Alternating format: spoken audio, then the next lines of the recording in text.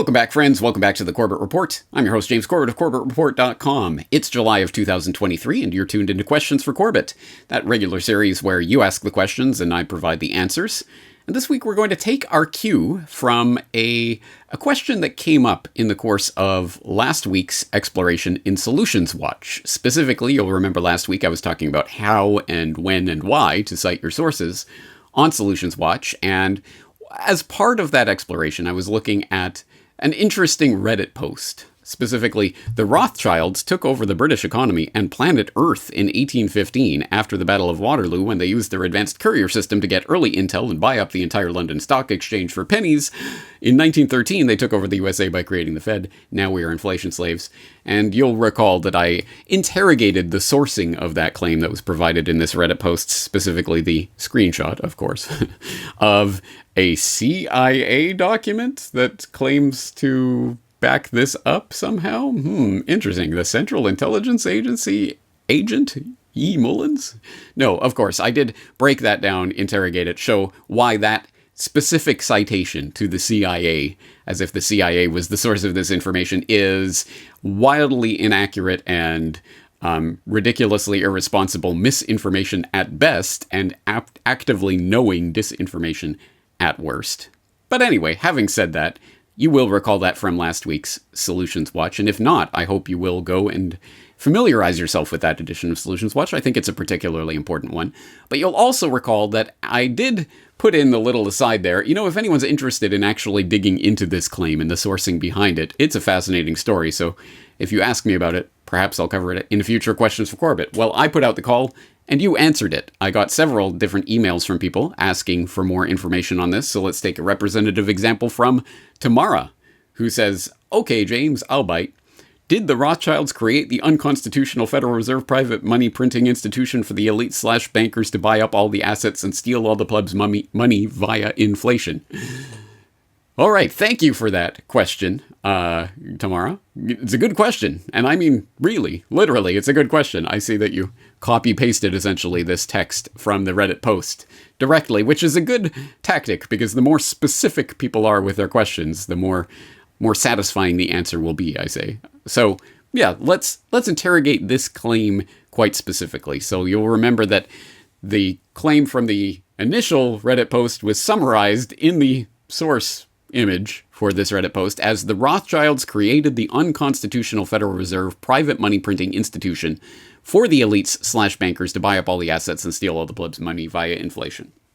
All right, so there's sort of a general claim about what the purpose of the Federal Reserve is on a grand meta-narrative level, which is open to many layers of interpretation and meaning and ambiguity, so I don't know if it would be particularly useful to interrogate the source of that particular side of the claim. But there is another part of this claim that, at least supposedly, is answered by the giant blue arrow source that is given here in this Reddit image, which is that the Rothschilds specifically created the Federal Reserve, which is an interesting claim. And again, this sources to not the CIA, but to The Secrets of the Federal Reserve, The London Connection, by Eustace Mullins, who, again, I'm going to assume most of my audience will be familiar with, at least by name. I'm sure there are some in the crowd who have actually read Secrets of the Federal Reserve. And here in this Reddit post is a specific reference to a specific part of the book that supposedly basically backs this up. So there you go. It's not the CIA, it's Eustace Mullins. And of course, you can find and borrow the book for free on archive.org. There are PDF versions. You don't even have to log in to be able to borrow or read. There's PDF versions all over the internet. You can find it in a million different locations, but I'll just take this handy-dandy archive.org version that you can literally flip through the pages and read it page by page if you are so inclined. So the link will be in the show notes if you are inclined to do that. But specifically, let's go about searching this particular claim. And why not use this as a little refresher for people who've forgotten my Solutions Watch on how to research, where I've shown specifically how I go about researching things. Let's see. Okay, so here we have a quotation that's ostensibly from this Secrets of the Federal Reserve, The London Connection, by Eustace Mullins. So we have the book with the exact text. And so now we're looking for this particular passage, and there's no page number or chapter citation or anything like that, so we're just going to have to wing it. But, well, here highlighted in red so that we know that this is what this is about, are the words Rothschild representatives. So what we're going to do is we're going to use the handy-dandy search feature that you have here on the sidebar of the archive.org version, and we're going to attempt to type around my microphone, which is always difficult, Rothschild representatives, and we're going to use the Boolean operator, known as the quotation mark, so that we get this exact phrase, those exact words, wherever they come up within the book, will be found here. And hopefully that will be unique enough that it'll be able to find it. And lo and behold, there you go, page 94. And if we turn to page 94, it'll take a second for archive.org to load on my lagging internet connection. And there you go. Okay, so let's zoom in on this and let's look at this text. And we'll get rid of that for now because we don't need it. And we'll zoom in so it's nice and legible for everyone here. Okay, so this is talking about chart 1. And here it does say chart 1 reveals the linear connection between the Rothschilds. The chart 1 reveals the linear connection between the Rothschilds and the Bank of England. Okay, so here is the text. And this is that text that's being quoted from the Reddit post. So let's read through it. Chart 1 reveals the linear connection between the Rothschilds and the Bank of England and the London banking houses, which ultimately controlled the Federal Reserve banks through their stock holdings of bank stock and their subsidiary firms in New York. The two principal Rothschild representatives, there's those words, in New York, J.P. Morgan Co. and Kuhn Loeb & Co., were the firms which set up the Jekyll Island Conference at which the Federal Reserve Act was drafted, who directed the subsequent successful campaign to have the plan enacted into law by Congress, and who purchased the controlling amounts of stock in the Federal Reserve Bank of New York in 1914. These firms had their principal officers appointed to the Federal Reserve Board of Governors and the Federal Advisory Council in 1914. Okay. A couple of things to note about that. First, chart 1 is referring to chart 1, and if you go, you can actually take a look at this chart, which purports to be the Federal Reserve Bank of New York shares that are in the bank and who is holding them and how many shares. And this is research that I believe was original to Eustace Mullins, who was digging this up originally in the 1960s. So, first of all, I just want to say, hats off to the OG original researchers who literally had to go and dig through records and go to actual institutions and not just libraries, but actually go to the Library of Congress and other places and literally do the boots on the ground detective work of digging up pieces of paper to document all this kind of stuff. It was orders of magnitude more difficult to do this back in the 1960s, say, than it is today when you can do it sitting on your plump posterior in the comfort of your own home. So anyway, it was a lot of work to assemble this type of information back in the day and was not readily known. So there you go. For example, National Bank, how many shares it has, or First National Bank of New York and how many shares it has, Hanover International Bank, etc. And it goes through and talks about those shares and some of the people that are holding them. All right, interesting. But what does this really mean? First of all, I think it is important to note from this paragraph, when we read through the paragraph in its context, not just the words Rothschild representatives, but in its whole context, you start to get the understanding that there's sort of more going on here than simply the Rothschilds created the Federal Reserve. That, of course, is the TikTok summary that strips all of the information out of this information, as it were. So, of course, yeah, we're talking about a process that reveals a linear connection between Rothschilds and the Bank of England and London banking houses and their control over New York banking houses that had shares in what became the Federal Reserve that was set up by a number of representatives in a secret meeting, and then they appointed people to certain boards. You're already starting to see there's quite a bit more detail to this than simply the Rothschilds created the Federal Reserve, but we can go deeper. So why don't we go deeper? So how do we know, for example, that Morgan Co., J.P. Morgan Co. was a Rothschild representative in the United States? Well, we can take it from The Secrets of the Federal Reserve by Eustace Mullins. So let's look up Junius, who is, of course, J.P. Morgan's father. John Pierpont Morgan's father was Junius S. Morgan. And if we go back to page 50 in Secrets of the Federal Reserve, we can find out more about Junius and his connection with the House of Rothschild. So, in fact, we'll back up a little bit in order to find out more about George Peabody, which, as he goes on to say, to understand why these firms operate as they do, it is necessary to give a brief history of their origins. Few Americans know that J.P. Morgan Company began as George Peabody and Company. And Peabody was born at South Danvers, Massachusetts, began business in Georgetown, D.C. in 1814, He was a banker, he had excellent entree in London business through another Baltimore firm established in Liverpool, the Brown Brothers Harriman? You're starting to see some of these names. Oh yeah, Brown Brothers Harriman of New York. That should be ringing bells for conspiracy researchers in the crowd anyway.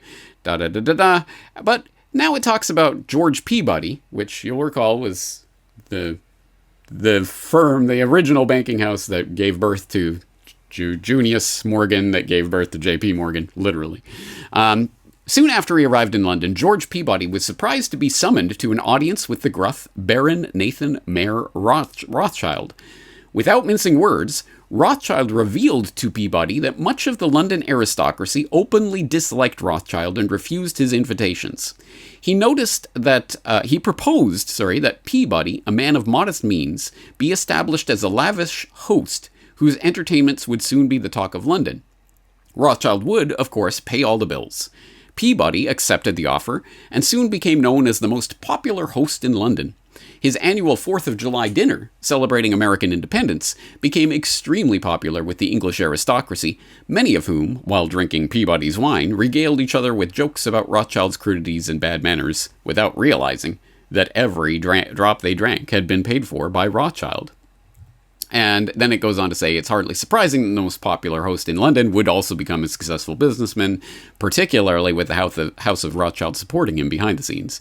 Peabody often operated with a capital of £500,000. His American agent was the Boston firm of Beebe, Morgan and Company, headed by Junius S. Morgan, father of John Pierpont Morgan. Peabody, who never married, had no one to succeed him, and he was very favorably impressed by the tall, handsome Junius Morgan, persuaded Morgan to join him, Junius takes over, blah, blah, blah, John Pierpont takes over from Papa, All right, so there you go. So there's the line of succession.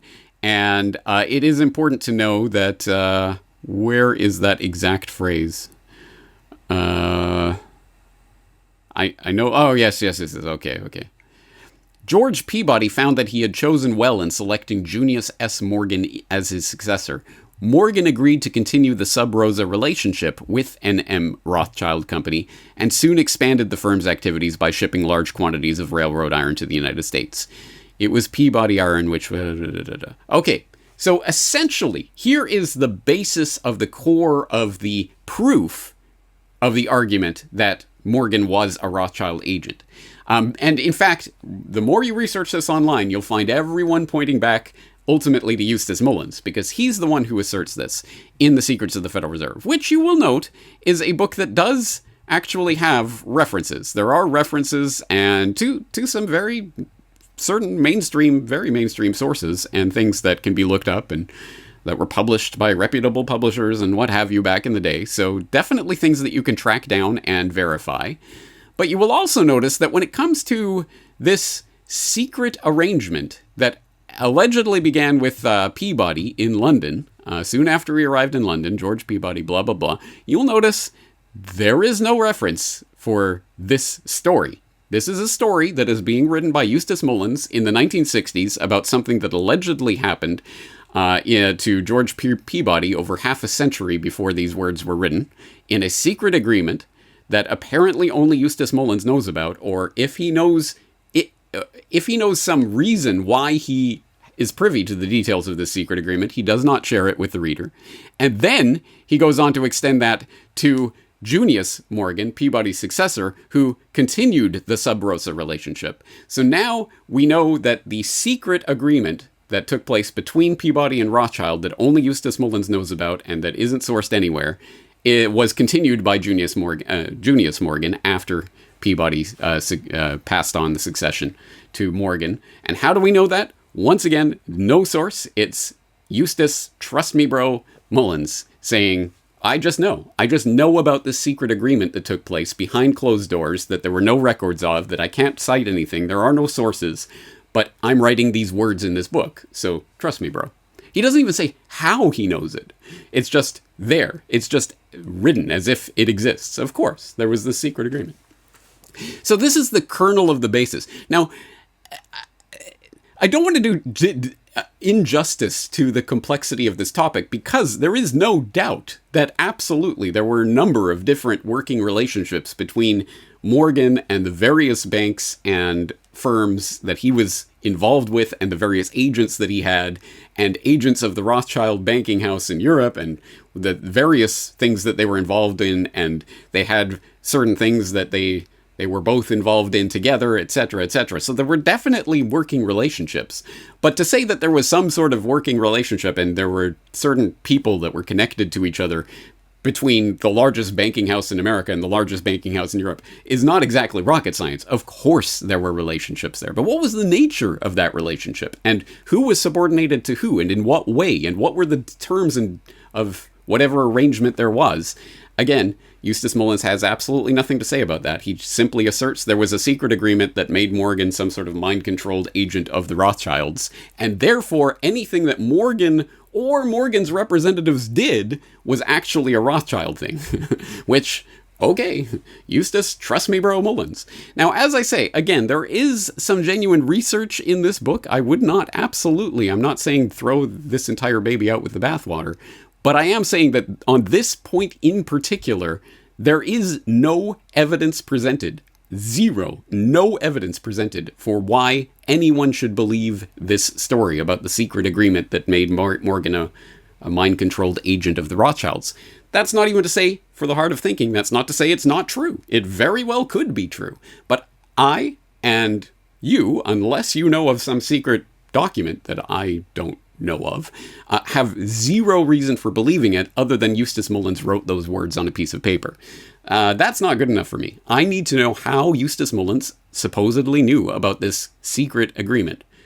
No meeting minutes. It was behind closed doors. It was between two men who were talking years before Eustace Mullins was even born, but he knew what they were talking about and exactly what was said and the terms of that relationship and how it carried on in succession, etc. Again, the reason that we don't just trust anyone for, well, I say there was a secret agreement, so just believe me, should be evident to my listeners. But also because, again, not to disparage Mullins, he was doing, I think, probably the best that he could with the information that he had and the access that he had, but he got some things demonstrably, provably 100% wrong, including he went on to cite the JFK Fed myth. Not in this Secrets of the Federal Reserve book in particular, but in lectures that he has given in subsequent years, he did go on to cite the JFK Fed myth, which if you don't know about, I hope you will take a look at episode 389 of the Corbett Report, debunking the JFK silver certificate myth, which goes to show that what is often floated in conspiracy circles, including Jim Marrs, including Eustace Mullins, that JFK was issuing silver certificates and greenbacks against the Fed, and that's why they killed him, is 100%, not just slightly, absolutely, totally opposite to reality. JFK was giving more power to the Fed to actually stop the silver certificate issuances, which were mandated and which were automatic. JFK had nothing to do with that. He was giving power to the Fed so that they could then stop that, which is exactly what they did. Anyway, so that's just one example of something that we know demonstrably, documentably, on the record, Eustace Mullins was flat out, completely, totally, 100% wrong about. So we're not going to simply trust, right, that he knows about some secret agreement in some way that we can't possibly document.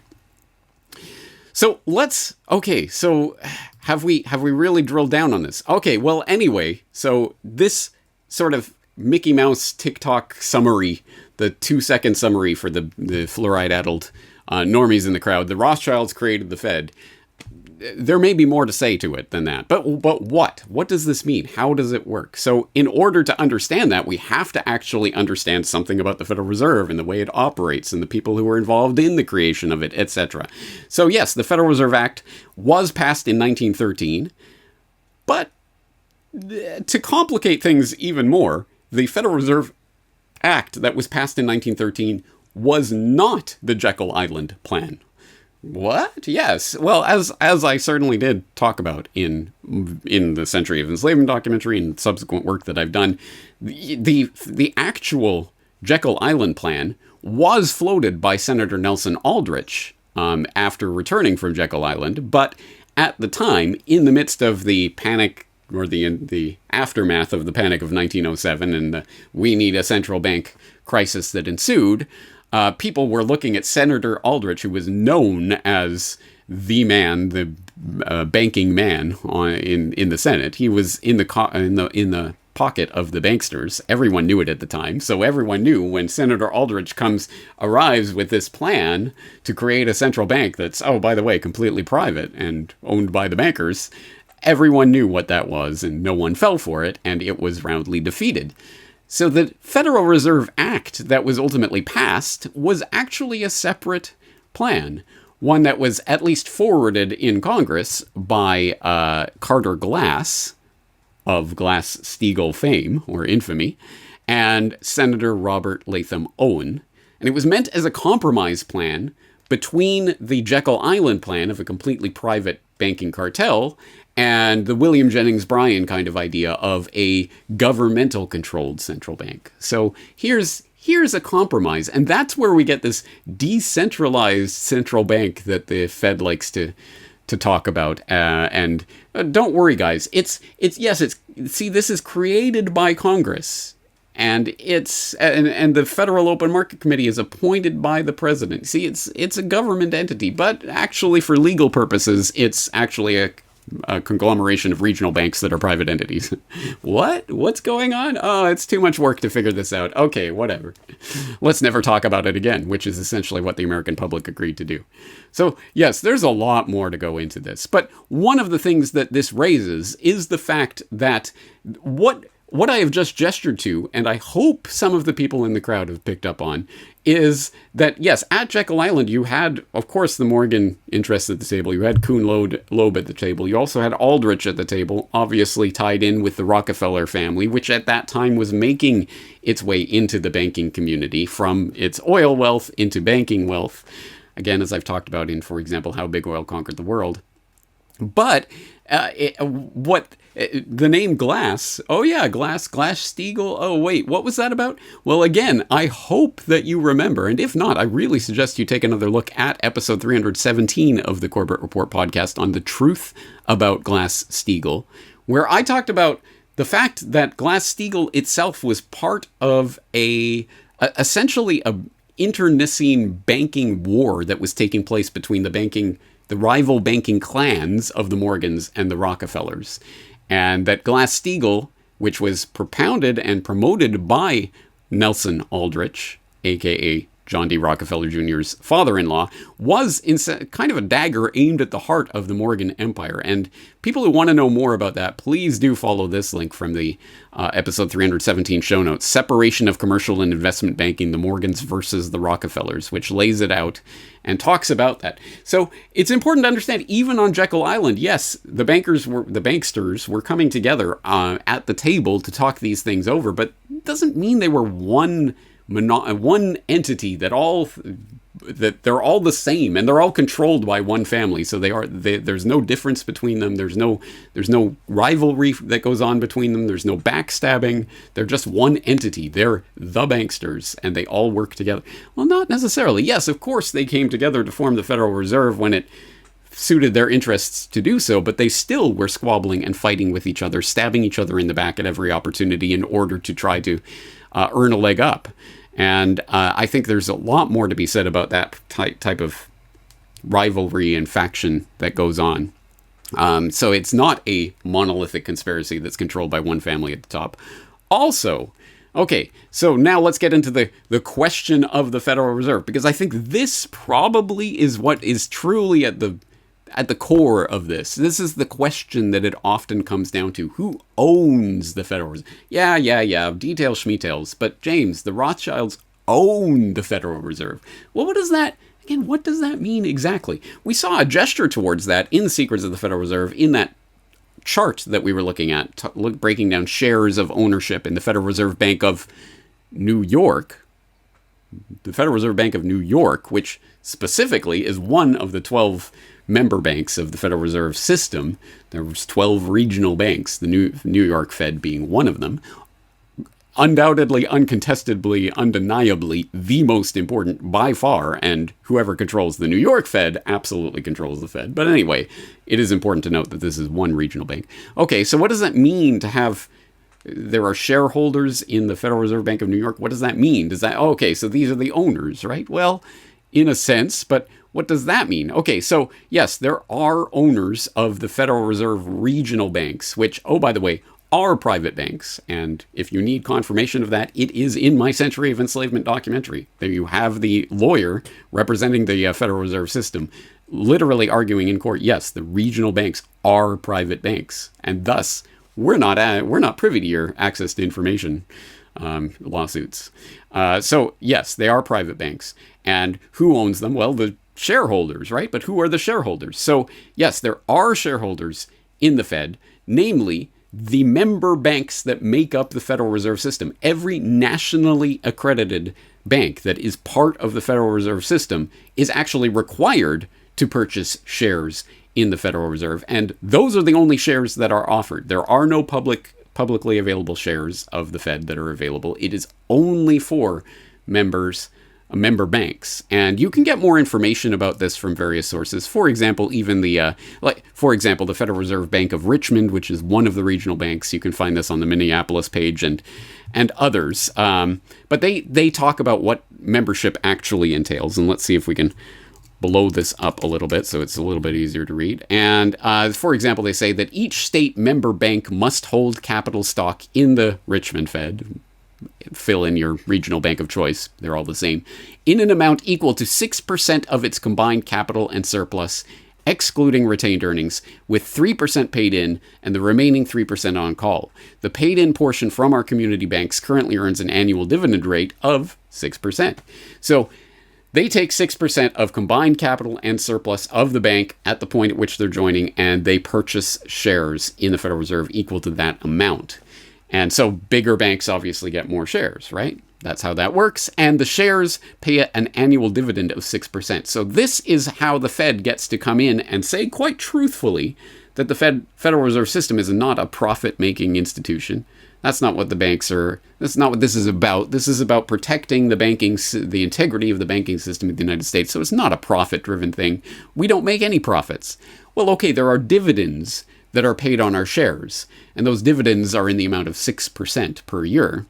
So the Federal Reserve does earn a profit from its activities, but it turns 94% of that profit over to the Treasury. It gives it to the U.S. Treasury. It keeps 6% back for its shareholders.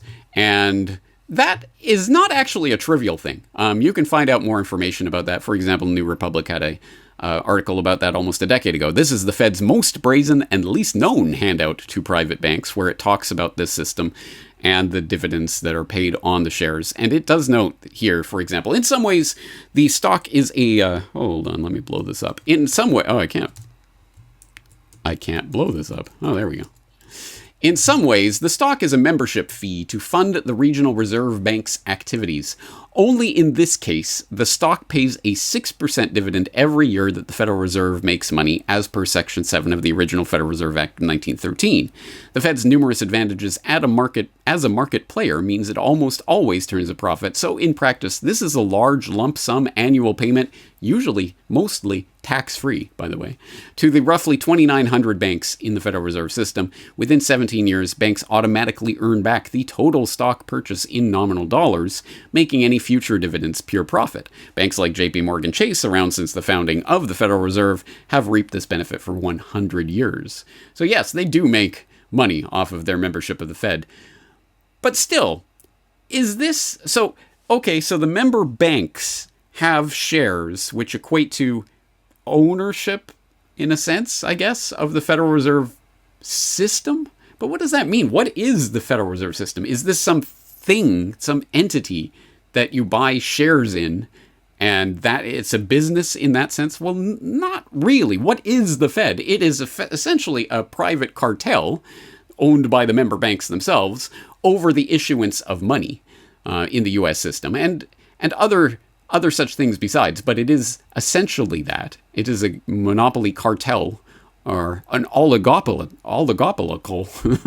however you say that word, cartel over the issuance of money. So ownership is not quite the right word here. For example, one of the most important functions of the Federal Reserve System is the Federal Open Market Committee, which decides on the federal funds rate, which influences interest rates of the banks throughout the United States and ultimately knock-on effect throughout the world. So the Federal Open Market Committee, again, there's no ownership of a committee. It decides things. So I think what we have here is the question, which I think is a valid question that's gesturing towards something, but it's the wrong question, or perhaps it's simply being formulated in the wrong way. The real question here is not who owns the Federal Reserve. The question is who controls the Federal Reserve. And that is a slightly different question, which will give you a slightly different answer than if you're simply looking for some legal document that say, yes, Nathan Rothschild owns the Federal Reserve. Here's the deed. It's the wrong way to go about this task. We have to find out who controls the Federal Reserve and how they control it. Now, if this is starting to ring sort of bells for you, this sounds familiar, then yes, great, awesome. You were paying attention a decade ago when I was talking about this back in Questions for Corbett. How can you prove to yourself that countries' banks are privately owned and controlled? Exceptionally important question, and one that we hear a lot, but I think the important point about this question is that I think it's an example of one of those questions where if they can get you to ask the wrong question or the right question in the wrong way, they can give you the pat response that is going to be very definitive and make you look very silly in front of other people. Why did you ask that? Whereas I think the question that we want to be asking is slightly different. So again, it always comes back to this. Who owns the Federal Reserve? It's privately owned. It's these secret owners who own it. It's the Rothschilds. It's the Rockefellers. It's, this and that. It's not quite that simple. So we can go to the Federal Reserve website, federalreserve.gov, and they have a standard pat answer to this on their FAQ. Who owns the Federal Reserve? The Federal Reserve System fulfills its public mission as an independent entity within government. It is not owned by anyone and is not a private profit-making institution. And insofar as they get to define all those terms and put it in that way, they're technically correct. It's not a profit-making institution per se. They don't make the profit that they make, they give back to the Treasury. And yes, there are shares that are issued through the Federal Reserve banks to the shareholders, which are the banks that make up the Federal Reserve System. So the private banks own shares in the Federal Reserve System through the reserve banks, and they get 6% dividends on that. So there is some type of profit making going on for some of the entities involved here, but it's not exactly the way people mean it when they say owned, and it's not for profit, and all of these things that they get to say, look, all of you conspiracy theorists are wrong. So this is something I'm going to be talking about very specifically in my Federal Reserve documentary, how this works and what it really means. I think the real question is not who owns the Federal Reserve, it's who controls the Federal Reserve. And when we put it in those terms, it becomes much more apparent what's going on. The FOMC, the Federal Open Market Committee, which consists of presidents of the reserve banks, which again are drawn from the private banks, which make up those reserve banks. So it's a system it doesn't operate in the way that I think it would be easy to understand. Bank X or person Y owns the Federal Reserve. It's that it's controlled through these mechanisms, which theoretically, yes, the Federal Reserve was put into place by Congress and can be repealed by an act of Congress. Not that it ever will be, or at least not in the current political climate, but they can at least say that, and there is some truth to that, and they get to put it in that context. So that's the context that's really important. It's not who owns it, it's who controls it. And on that note, again, there's often things that go around the web talking about there's only 3 central banks that aren't privately owned, and these are the 3. That's like Iraq and Iran and North Korea, and so they invaded Iraq or whatever it is. These lists go around, and I've seen different ones in different being propounded in different ways by different people. Again, I don't think it's really about that. It's not about who owns the central banks per se, it's about how they're run and who directs and controls them. And to get a better sense of that and the list of the countries that are on the globalist inside, I think we should go to the central bank for central banks, identified by Carol Quigley as the apex of the pyramid back in Tragedy and Hope, the Bank for International Settlements in Basel, Switzerland, which very few people even know exists, and the few people that do don't understand what it is or how it works. an exceptionally important organization that I am going to be doing more work on in the future because of its importance. But on their website, they have an About section, and they list their organization, including the members who are the central banks or monetary authorities of, and it gives the list of all the central banks that participate in the Bank for International Settlements. And there you go. Those are the list of the bankster insider controlled central banks. And it doesn't mean that necessarily that they're owned outright by various people. It means they're controlled. And in there, of course, you'll find Canada, of course. You'll find Japan, of course. You'll find the United States, the United Kingdom, the European Central Bank, Italy, Israel, Indonesia, Canada, Chile, I already said that. China, Russia. No, they're against this New World Order. No, they're a part of it. Germany, France, Australia, Austria. I mean, that's the real list. So go take a look at that. And again, there will be more to say about that because the BIS is such an important and such an understudied organization, even in the alt media. Yes, now we get, I think, somewhere closer to the heart of the matter. The Bank for International Settlements and associated institutions that, again, do not receive nearly enough attention, even among conspiracy researchers and realists, like the Financial Stability Board or LIBOR? No. Now it's SOFR and other such mechanisms and boards and committees and shadowy, not really institutions that are made up of various member banks and other things that control and write rules and capital regulations and Basel III and all of these sorts of things that ultimately control the international regulatory framework under which banks operate and how they interact with each other, etc., etc. This is where we start to get to that question of control, not simply ownership, but control of not just a bank, not just of the Federal Reserve System, but really ultimately the international banking system, which is, I think, where the real money is, as it were. There's so much more to this. And so now we can, once we formulate it in this way, rather than simply about ownership of shares, it's more about control and the control of, say, in the U.S. context, specifically the Federal Reserve System, provides the players at the table, yes, with 6% dividends on their stock, but 6%, that's nice. And that'll pay for itself over time. And yeah, it's a nice little bit of earnings, but that is not exactly the ultimate grift, is it? No. They're not out to try to make a profit on the actions of the Federal Reserve, money printing and whatever, the actual printing of the dollar bills and what have you. No. It's about a much deeper game than that. And the game of control is often one of knowledge and foreknowledge of events that you get to ultimately dictate into existence. And that, to be fair, again, to someone like Mullins, is something that he knew about and documented and detailed, I think, with great accuracy. Now, I had a friend on the House Banking Currency Committee named Congressman Wright Patman. He spent most of his congressional career trying to find out two things. He wanted to find out who actually owned the stock of the Federal Reserve banks, and he wanted to conduct an audit of the Federal Reserve System. He died without ever attaining either of those objectives. But after I was able to obtain the original organizational charts of the 12 Federal Reserve banks in 1983, I was able, from those charts, to find out the principal stockholders of the major stockholders of the Federal Reserve banks for the first time. Now there are a number of congressmen battling to audit the Federal Reserve System, to bring them up to date, to find out what they've been doing. You also have Congressman Hamilton, who is trying to lift the veil of secrecy from the Federal Reserve Board meetings. They have what they call the Federal Open Market Committee, which has absolute control over the daily price of money and the daily quantity of money throughout the United States. This means they can dictate whether the stock market shall go up or the stock market shall go down.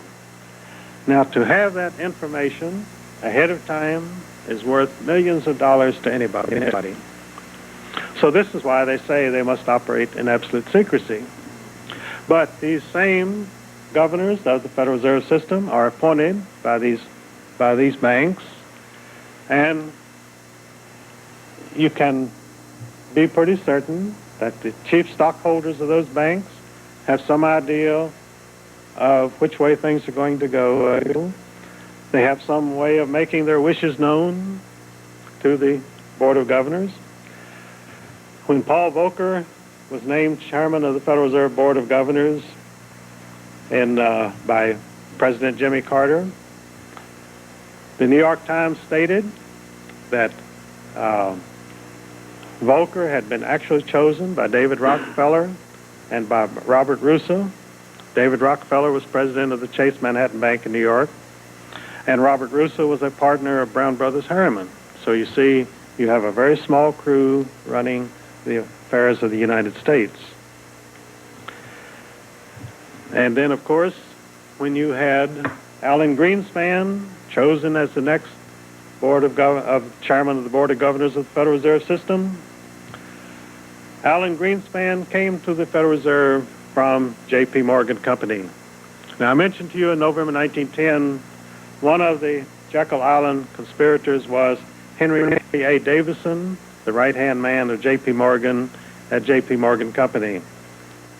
Now here, 75 years later, you had a partner of J.P. Morgan Company chosen as the new chairman of the Board of Governors of the Federal Reserve System. And of course, Paul Volcker had come to Washington as chairman of the Board of Governors from the position of president of the Federal Reserve Bank of New York, and he had originally worked for the Rockefeller Bank, Chase Manhattan Bank, and he had a long history of serving the big money interests in New York. It's a big club, and you ain't in it, I think is the nice nutshell summary of a presentation like that one, and all of the research that goes into this. Yes, there is a banking oligopoly, and there are connected players and certain family names that have redounded for centuries at this point, including, of course, the Rothschilds, and many other associated players, who are all associated with each other in various ways, and you can trace the ownership of various banks and the people who sit on various boards and committees and how they interact with each other, the relationships they've had, who gets appointed to what, where, etc., and you can follow the pea under the shell. But in the end, it's a shell game. That is essentially what this is, and the point is the game itself, which is ultimately a confidence game. It's a confidence trick that is being played on the public with the idea of the value of this money that is being conjured into existence in the form of debt.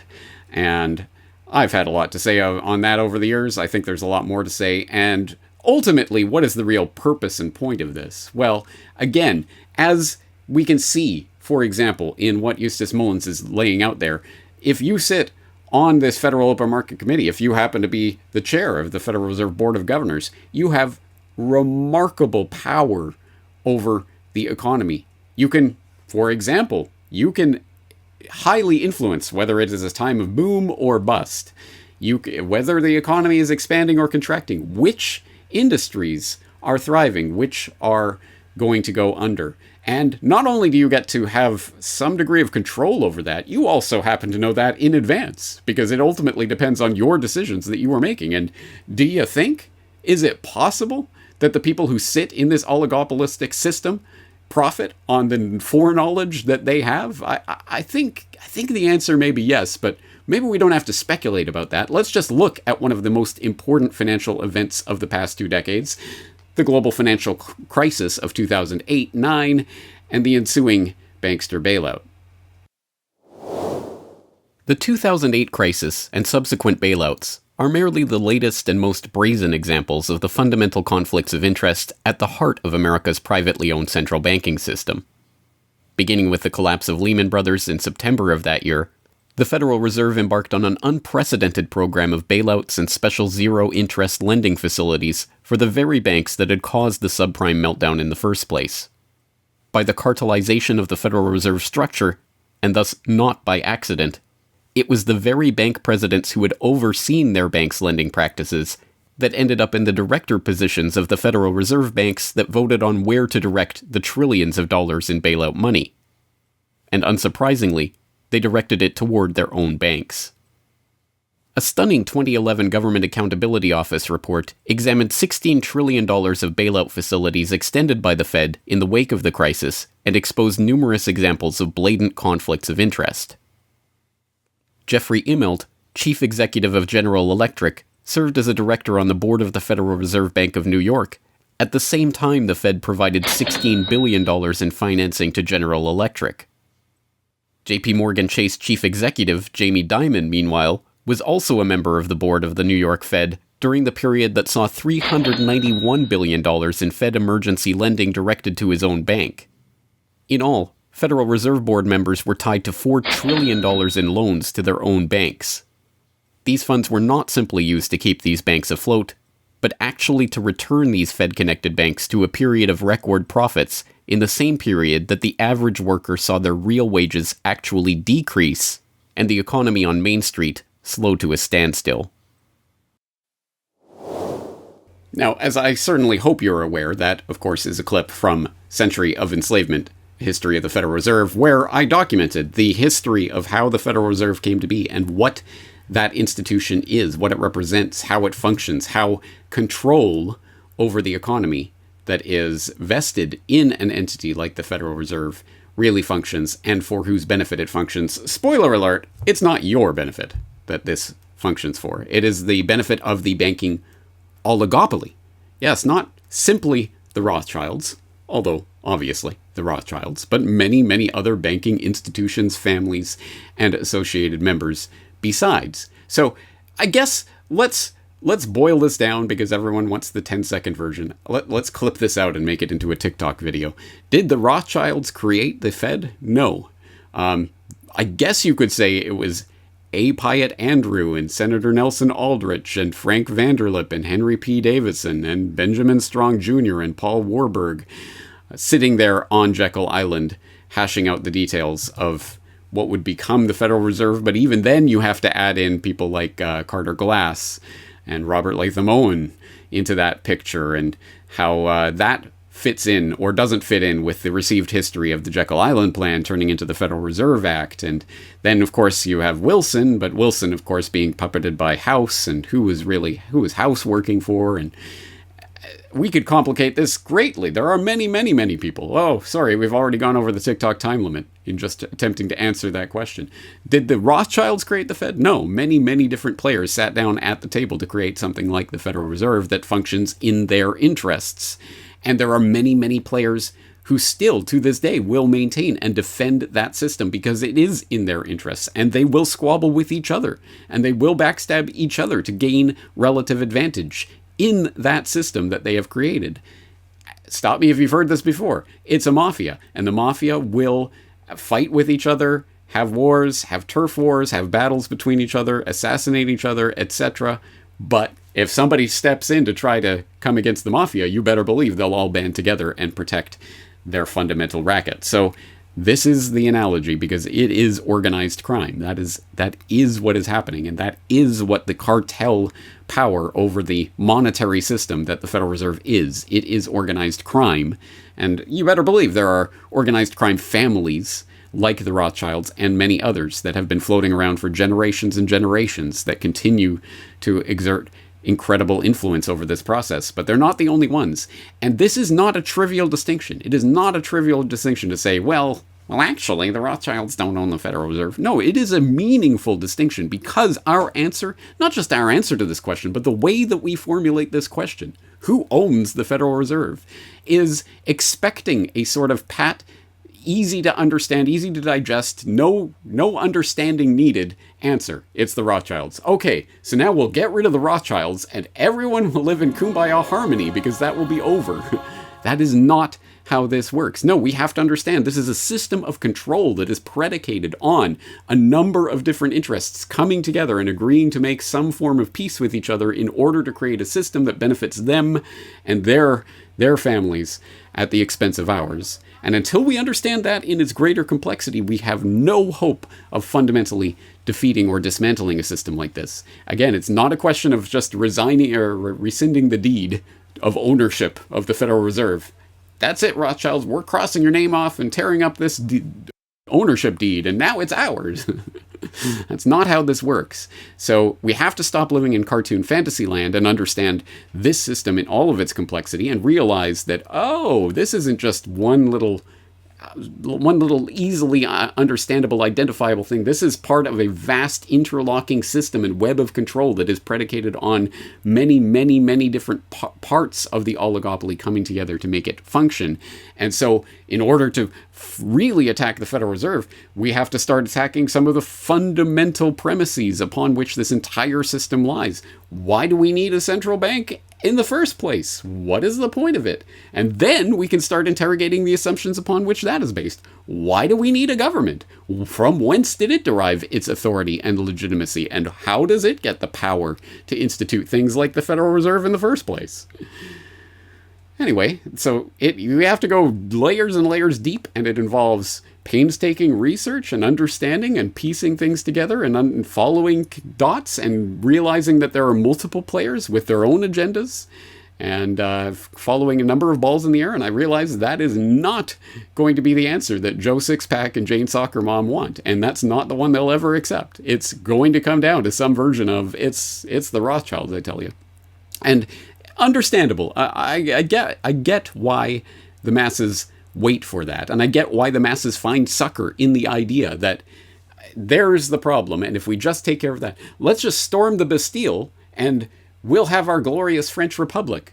Bada bing, bada boom, and everything will be all right after that. See, the aristocracy is gone. And now we get the reign of terror and Robespierre, and then we get Napoleon taking over, and then the reestablishment of a dynastic aristocratic system, and then eventually some sort of version of a republic down the road, but don't worry, you're not going to have any say over that either. Ends up in Macron. Yay, storm the Bastille, guys. That's the solution. Of course not. And again, okay, guys, get rid of the Rothschilds from the Federal Reserve System. Yay! We've won.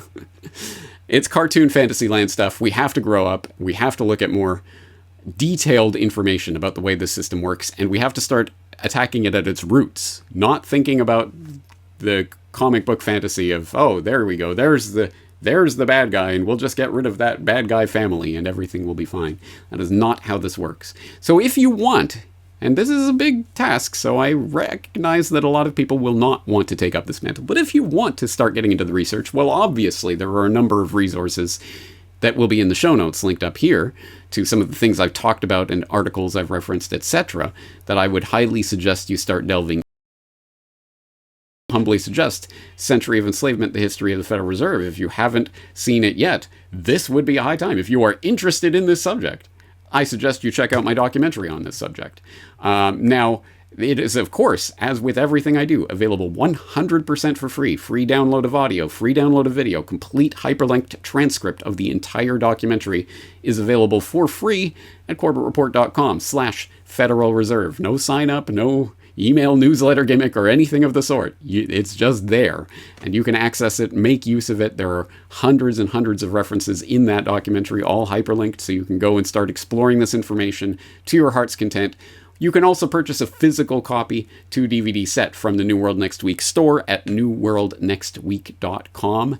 And let me remind all Corbett Report members, paying members of the Corbett Report, that you get 25% off just for being a member. And that discount code for the New World Next Week store is at the bottom of every weekend newsletter. If you have no idea what that is or how to find it, just get in touch with me. I'll be happy to walk you through it.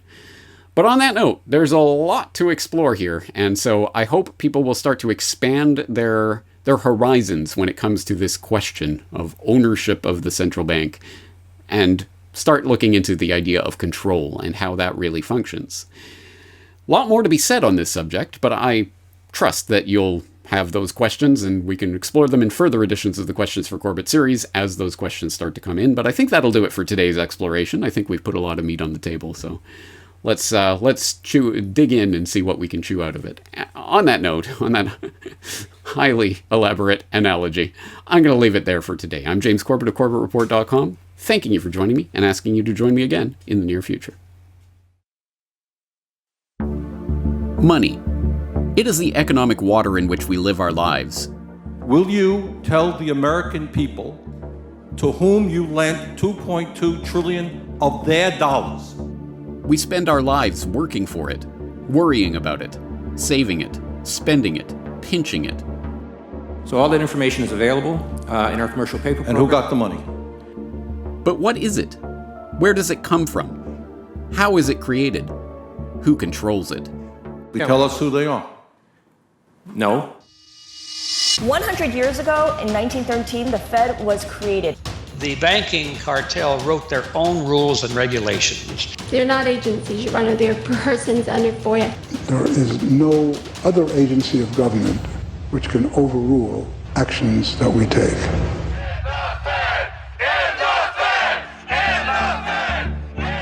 Century of Enslavement, the history of the Federal Reserve. Watch the documentary for free and access the transcript at corbettreport.com/Federal Reserve, or support the filmmaker and purchase a DVD copy at newworldnextweek.com.